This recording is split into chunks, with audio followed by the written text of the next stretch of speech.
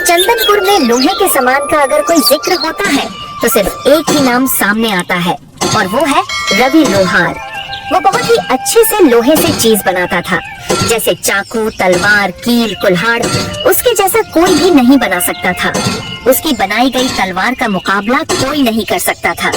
ऐसा कहा जाता था कि अगर कोई राजा रवि लोहार की बनाई हुई तलवार को जंग में ले जाता तो वह जरूर विजय प्राप्त करता। सीता, आज गांव के बाजार का दिन है। गांव के सारे लोग आज बाजार खरीदारी करने आएंगे, इसलिए मैं सारे सामानों को लेकर बाजार जा रहा हूँ। मुझे आज लगता है काफी मुनाफा होगा। तुम अपना और पिंकू का ध्यान रखना। पिंकू के बापू, घर में अब कुछ भी खाने का सामान नहीं है। अरे तुम चिंता मत करो सीता, मैं आज कुछ भी करके घर का सारा राशन ले आऊंगा। लेकिन कैसे? आपको तो इतने दिनों में एक भी ग्राहक नहीं मिला है।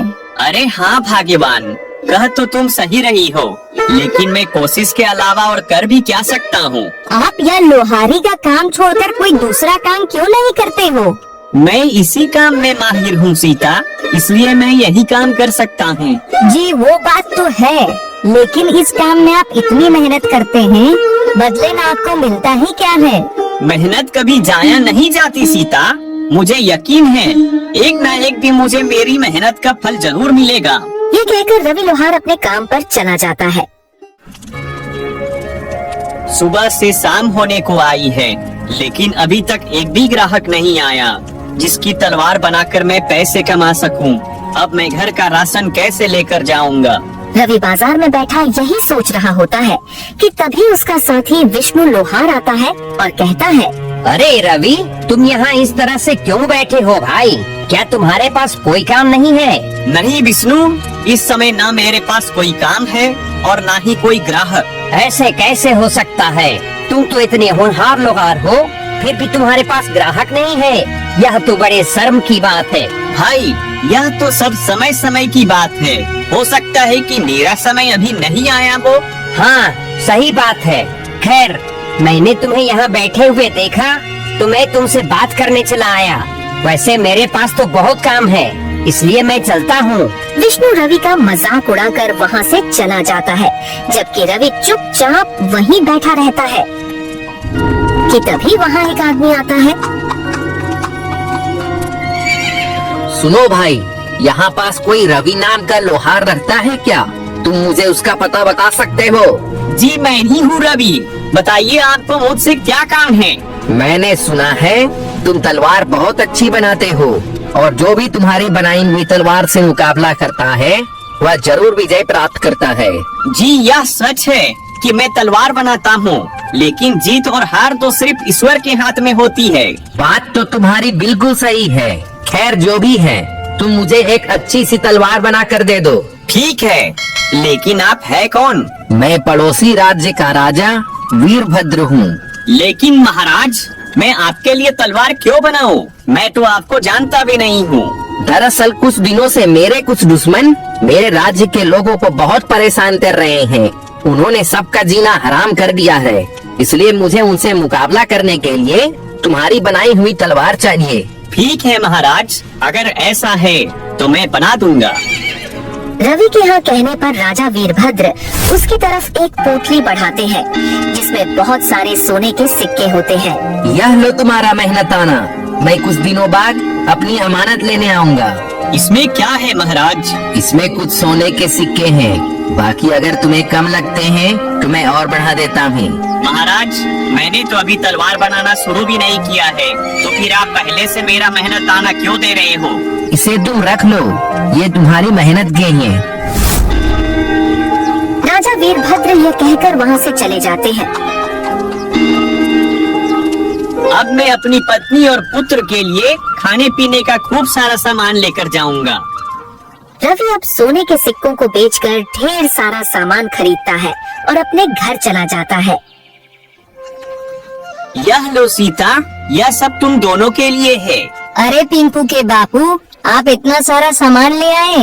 आपके पास इतना सारा सामान खरीदने के लिए पैसे कहाँ से आए? सीता के पूछने पर रवि उसे राजा के बारे में सब कुछ बताता है। यह तो बहुत अच्छी बात है, लेकिन आप महाराज की तलवार जल्दी बनाकर उन्हें दे देना, क्योंकि उन्होंने आप पर भरोसा किया है। आप उनका भरोसा टूटने मत देना। हाँ सीता, तुम बिल्कुल सही कह रही हो।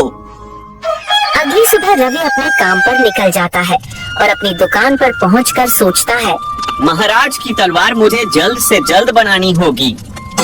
रवि दिन रात मेहनत करके राजा के लिए एक बहुत अच्छी सी तलवार बना लेता है।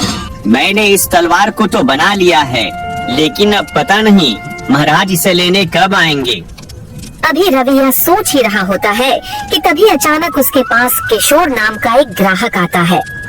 क्या तुम लोहार रवि हो? हाँ, मैं ही रवि हूँ। मुझे तुमसे एक तलवार चाहिए। क्या तुम अभी मुझे कोई अच्छी सी तलवार दे सकते हो? माफ करना भाई, इस समय मेरे पास एक भी तलवार मौजूद नहीं है और नई तलवार बनाने में मुझे समय लगेगा। अगर आप इंतजार कर सकते हैं तो कर लीजिए, मैं आपको कुछ समय में तलवार बनाकर दे दूंगा।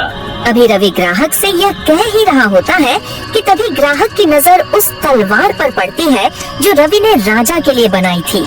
रवि, तुम्हारे पास यह तलवार मौजूद तो है, या तुम मुझे दे दो, बदले में तुम इसके दोगुने पैसे ले लेना। नहीं भाई, यह तलवार मैं आपको नहीं दे सकता, यह किसी की अमानत है। भाई मैं कहता हूँ तुम इसकी जितनी चाहे उतनी रकम ले लेना, लेकिन यह तलवार मुझे दे दो। भाई, अगर आप मुझे इस तलवार के बदले खजाना भी देंगे तब भी मैं यह आपको नहीं दूंगा। ठीक है, रखो अपनी तलवार अपने पास, मुझे नहीं चाहिए, मैं जा रहा हूँ यहाँ से। किशोर ग्राहक गुस्से में वहाँ से चला जाता है। फिर कुछ दिन ऐसे ही गुजर जाते हैं, लेकिन राजा वीरभद्र अपनी तलवार लेने नहीं आते। लेकिन रवि के पास बहुत से ग्राहक आते जो रवि से वह तलवार मांगते, मगर रवि किसी को भी उसे नहीं देता। पता नहीं राजा वीरभद्र कब आएंगे, मैं आखिर कब तक उनकी अमानत संभाल कर रखूंगा। अभी रवि अपने मन में सोच ही रहा था कि तभी अचानक किशोर ग्राहक वहाँ फिर आता है। रवि भाई, इस तलवार को बनाए हुए तुम्हें कितना समय हो चुका है? इसका मालिक तो अब तक नहीं आया और मुझे नहीं लगता कि अब वो आएगा। लेकिन भाई, यह बात आप इतने यकीन से कैसे कह सकते हो?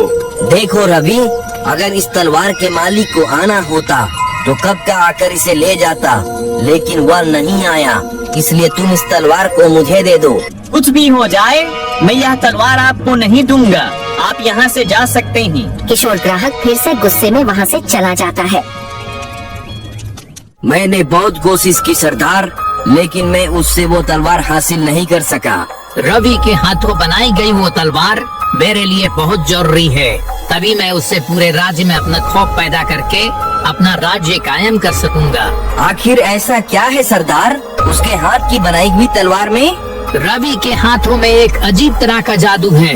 वह जिसके लिए भी तलवार बनाता है उसे विजय प्राप्त जरूर होती है।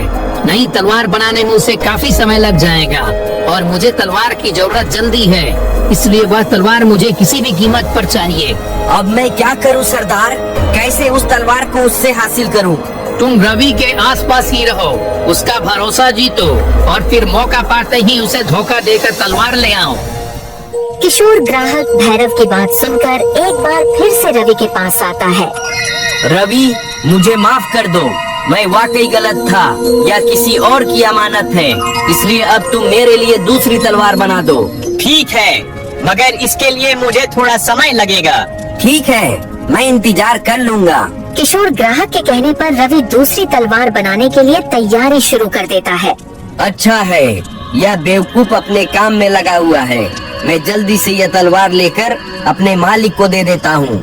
फिर किशोर रवि को धोखा देकर चुपके से राजा की तलवार लेकर भाग जाता है और कुछ देर में रवि तलवार का नक्शा बनाकर कहता है, भाई यह देखो, तुम्हारी तलवार का नक्शा तैयार हो गया है। अरे अरे, वह आदमी कहाँ गया? कहाँ गया वह आदमी? अभी तो यहीं था।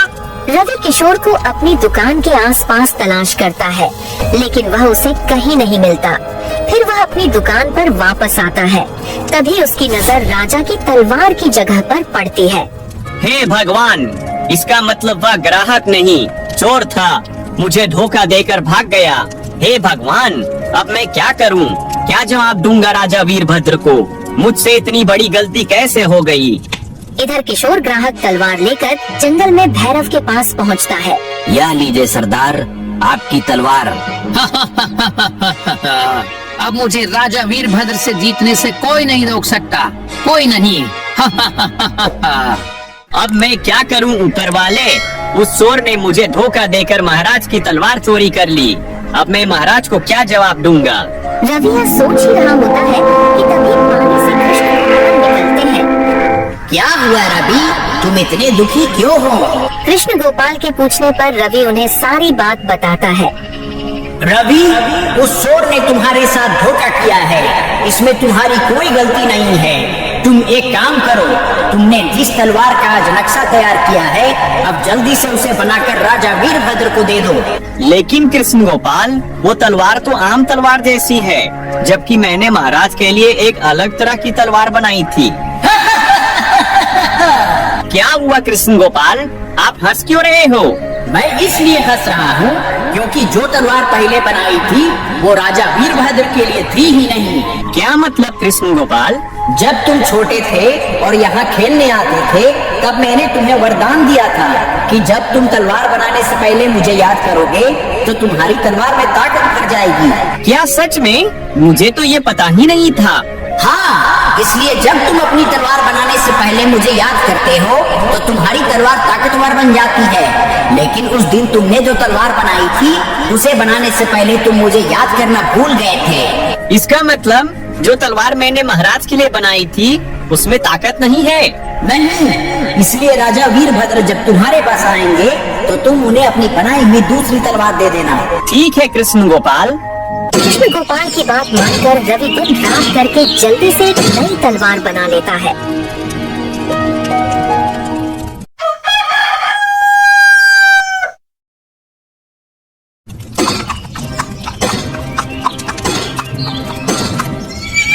रवि, क्या मेरी तलवार बन गई है?